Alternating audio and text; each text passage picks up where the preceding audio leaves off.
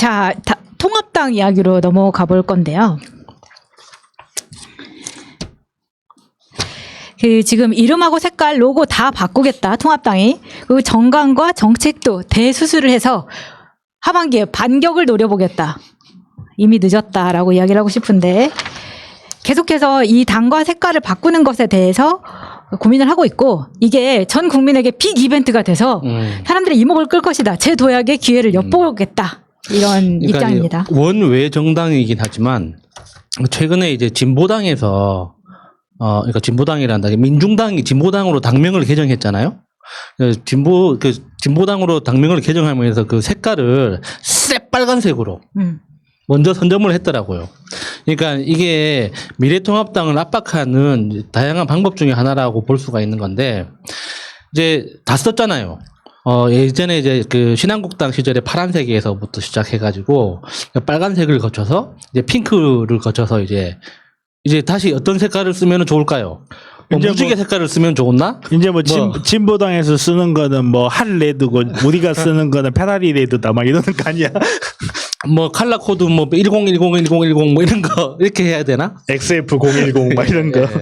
지금 굉장히 고민이 많은 것 같은데, 사실 이게 지금 지난주에도 고민을 했었는데 물난리가 터졌잖아요. 예. 그러다 보니까 이제 좀 눈치를 보는 거죠. 새 당명에 대한 발표를 약간 미루겠다.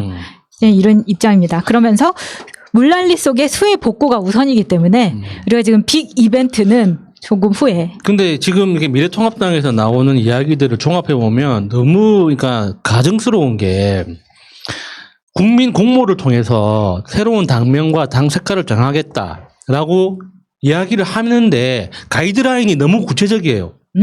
그러니까 간소하면 좋겠다. 당명은 간소하면 좋겠고 색깔은 다양성을 반영하면 좋겠다. 그러면 결론 났잖아요. 당명은 세 글자, 당 빼면은 두 글자, 뭐 자유, 국가, 뭐 한국, 미래, 뭐 이런 거 들어갈 테고, 그 다양성을 반영하면 좋겠다. 그러면 민주당의 파란색, 저기 정의당의 노란색, 무지개 색깔. 진보당의 빨간색, 이렇게 하면 이제 프랑스 국기로 이렇게 딱. 아니, 그걸 또 다 섞으면 까만색이 되니까. 밝은 까만색으로. 아니, 진보적 이미지도 어차피 필요하고, 그러니까 무지개로 촥 해가지고. 근데 지금 최근에 이제 통합당의 지지율이 약간 오름세가 되면서 어떻게 이 난국을 돌파를 해볼 수 있겠다라는 생각을 하는 거예요. 그러다 보니까 우리 주호영 대표는 지난 주말에 보니까 장화 신고 수해 복구 현장에 나서셨더라고요.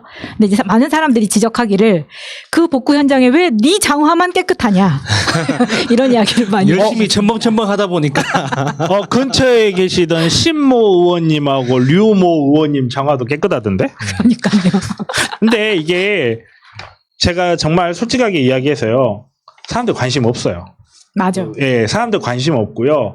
뭘로 바꿔도 이렇게 뭔가 내 행위가 바뀌면서 색깔을 바꾸고 당명을 바꾸고, 말 그대로 그 새누리당에서 미래통합당이 아니라 뭐였죠? 이름도 하도 자주 바꿔대니까. 자유한국당. 자유한국당. 헷갈려. 알고 싶지도 않아. 자한당이라고. 아무튼 자한당으로 바꾸고, 이 과정에서 자기네들이 얻은 이득이 단 하나라도 있나요? 아마도 디자인 하신 분만 돈을 벌었겠죠. 그리고 자기네들이 그래도 뭔가는 있어야 되는, 말 그대로 새누리당에서 자유한국당으로 바꿀 때에는 박근혜라는 그거를 씻어낸다라는 이런 거라도 있었는데 지금 아무것도 없어요. 그냥 선거에 총선에 참패하고 나서 분위기가 우리 쪽이 조금 지금 그 나레이터 좀 쓰면 사람들 올 것 같은데 해가지고 나레이터를 춤추는 거 이상도 이하도 없는 거야 지금 이 상황에서는. 그러니까 정말 정치 감각 없어요. 그러니까 미래통합당 의원들이 왜 정치를 하는지 정말 개념이 없다는 게 여기서도 다시 한번 드러나는 게, 이 정치는 자신이 하고자 하는 어떤 일이라는 게 사회를 바꾸고 새로운 제도와 정책과 법률을 만들고 싶은 거잖아요. 그러니까 그 제도와 정책과 법률을 만들어서 국민에게 헌신하거나, 안 그러면 이 사회를 다른 방향으로 이끌고 싶다는 어떤 자기 내적 열망으로 하는 거 아닙니까? 그런데 그게 전혀 없다는 게 너무 드러나는 거예요. 만약에 김종인이라도 자신이 왜 정치를 하는지, 미래통합당이라는 자기들이 이야기하는 그 보수 정치라는 세력들이 보수 세력이 대한민국에서 어떤 기여를 해야 하는지에 대한 고민이 있다면 정책부터 고민하는 거예요. 지금 문재인 정부가 무엇을 잘못하고 있고 무엇을 잘하고 있는지 분석한 다음에 잘못하고 있는 걸 우리가 어떤 식으로 파고 들어가서 이 대한민국을 어떻게 바꿔낼 수 있는지에 대해서 정책을 먼저 구상하고 그 정책의 바탕이 되는 철학이 뭔지 지들끼리 모여서 공부를 하다 보면 당명은 그냥 자동으로 나온다니까? 네, 지금 문재인 정부에 대한 어떤 분석보다 일단 자기들이 왜 총선에 참패를 했는지에 대한 분석부터가 안 되어 있기 때문에 지금 여기까지 오는 건데. 아, 조용히 해보세요. 계속 저 부정선거 알게. 계속 부정선거 알아야 돼.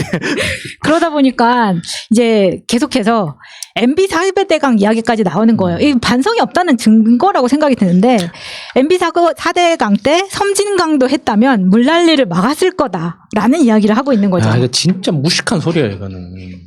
그러니까 이거를 역사라는 게 한 번 제대로 바로 잡지를 못하면요. 4년 지나보세요. 이제 4년 지나면 그럴걸요. 이제 아예 당 차원에서도 박근혜는 무죄다 이런 말 나와요. 세월호 교통사고다 또 그 이야기 또 해요. 5.18일 뭐 북한군이 침범했다 그 이야기 또 하듯이 이거를 제대로 바로잡고 제대로 심판을 못 해주면요. 과거는 반복이 돼요. 이건 국민을 바보로 하는 거거든요. 정말로. 4대강이 물난리에 아무런 효과가 없다는 거는 박근혜 때 감사원이 확인한 바가 있어요. 박근혜 때 감사원이 확인한 바가 있고 섬진강도 했다면 물난리를 막았을 텐데 지금 이게 얼마나 이 정진석이라는 분이 정치인으로서 어떤 기량을 가지고 있는 분인지 알 것 같은데 그러니까 이게 정진석 의원이 그 당시에 4대강 사업을 하던 그 당시에도 그렇고 지금 현재도 그렇고 4대강 사업의 내용을 전혀 하나도 모른다는 거예요. 그러니까 이 정진석 의원이 지적한 게 그거잖아요. 그 당시에 본류만 공사를 하고 지류에 대해서 그 공사를 소홀히 했기 때문에 그때 그 당시 야당이었던 민주당의 반대로 그때 지류에 대한 공사를 못해서 그 부작용으로 지금 홍수가 나고 있다 이 이야기잖아요. 이게 그러니까 그 4대강 사업의 어떤 원리와 구조와 어떤 그 집행 방법에 대해서 전혀 모르고 있다고 드러나는 그 대목인 건데. 그런 게 있긴 있어요. 그러니까 본류를 수십 6m의 그 원리 아시죠? 수십 6m로 만들기 위해서 강바닥을 긁어냈잖아요. 강바닥을 긁어내는 그짓 때문에 역행 침식이라고 해서 지류의 그 강바닥이 낮아지는 현상이 생겼어요. 그러니까 수위가 낮아지는. 그러면은 지류의 수위가 낮아지면 지하수가 사라지거든요. 지표수가 부족해진단 말이에요. 그러니까 그 현상이 드러나기 때문에 그 6m짜리 공사를 다 중단을 했어요. 그러니까 그 당시 이제 있었던 의혹이 뭐냐면 수십 6m를 어떻게 증명할 거냐 이거지. 그러니까 그게 위에서 흙이 다시 내려와 가지고 6m 수심이 3m가 되면 그걸 어떻게 확인할 거냐고. 참 괜찮은 사업이야. 그래서 그게 22조 돈만 때려받고 그러니까 지류에 대한 역행 침식이 멈췄잖아요. 역행 침식이 멈췄다는 건 그 본류를 파내는 걸 중단했다는 뜻이거든요.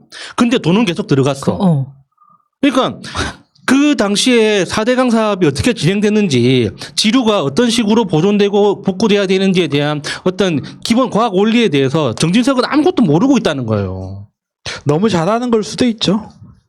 아, 거기에서 이제 6m와 상관없이 저는 그런 것까지 모르겠고요. 그런 것까지 모르겠고 아니 너무 잘 알아서 좀 의견이 다를 수도 있다. 그 당시에 완전히 처벌하지 못했고 이 어떤 문제가 있는지 정확하게 하지 않았기 때문에 정진석 같은 사람이 또 재선이 돼가지고 국회의원 하니까 이런 개소리를 또 하는 거잖아요. 이런 게 너무 안타까운데 근데 계속해서 아까 지적해 주신 대로 박근혜 때 그 2번이나 감사원에서 실제 홍수 효과가 4대강 사업으로 인해서 실제 홍수 효과로 보는 것이 없다라고 나왔는데 계속해서 거짓말을 하는 것.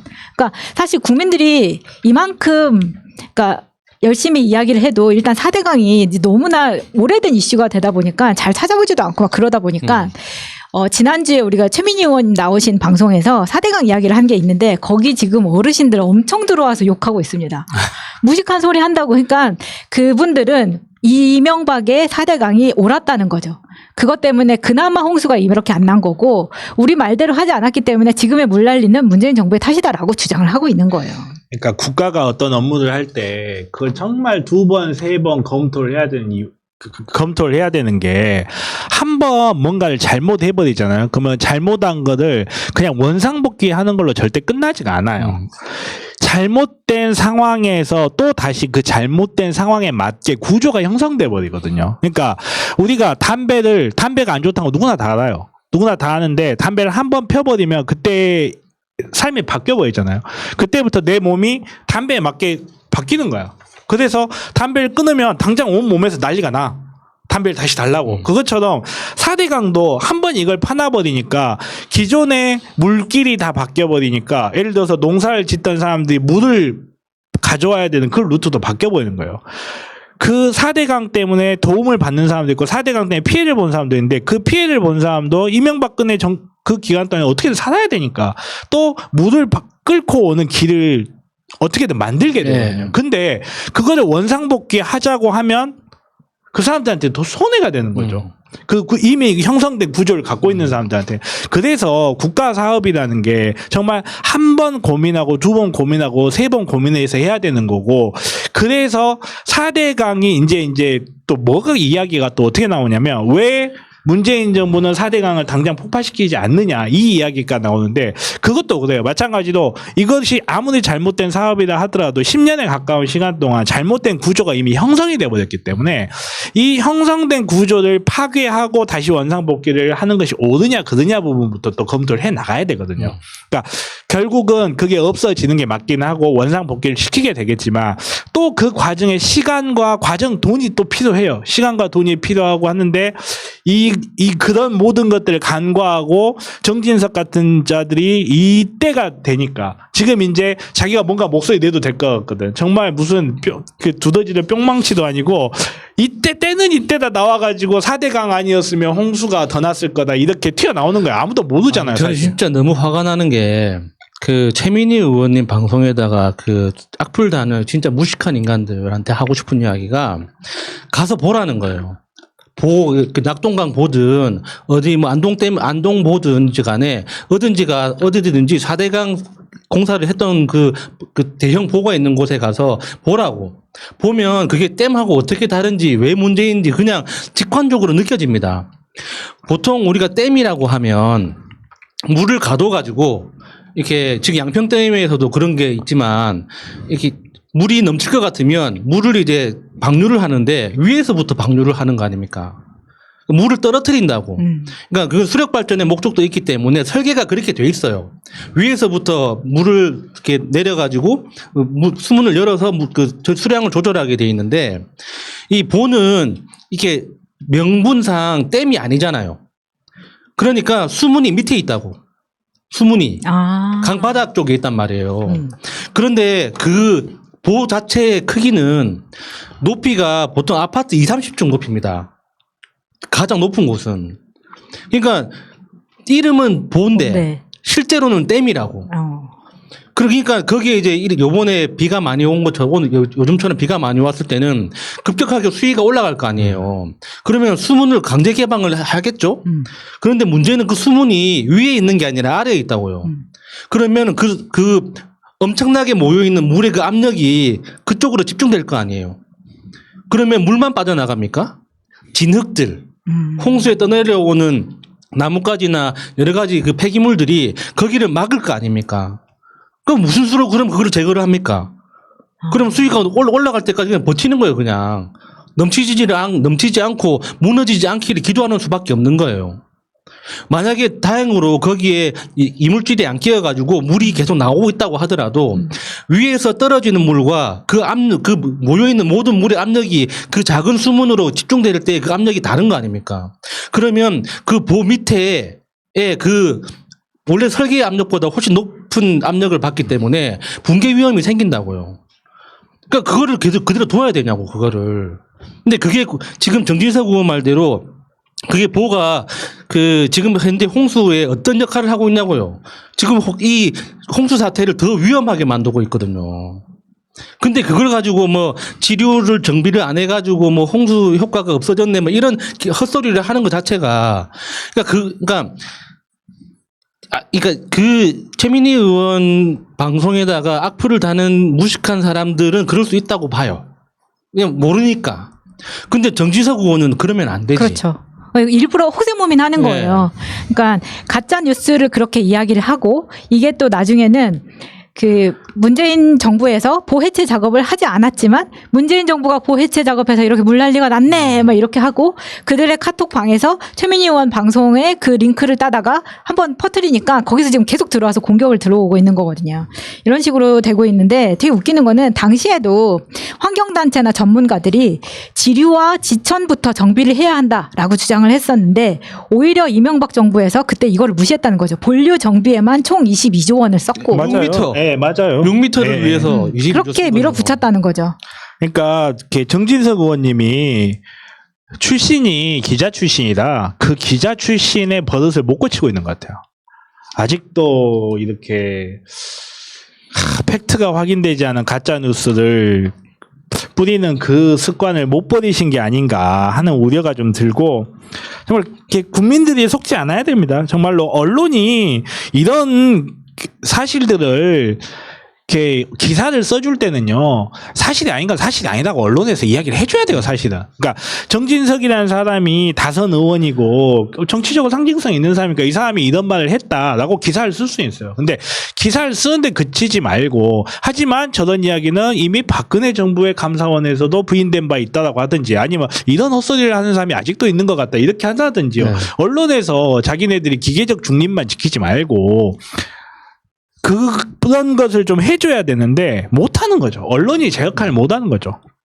뭐 집안 내력 같습니다. 네. 보니까 정진석 의원의 집안을 보니까 조부 때부터 엄청난 친일파에 그러셨더라고요. 네. 자세한 설명은 다음 기회에 하겠습니다.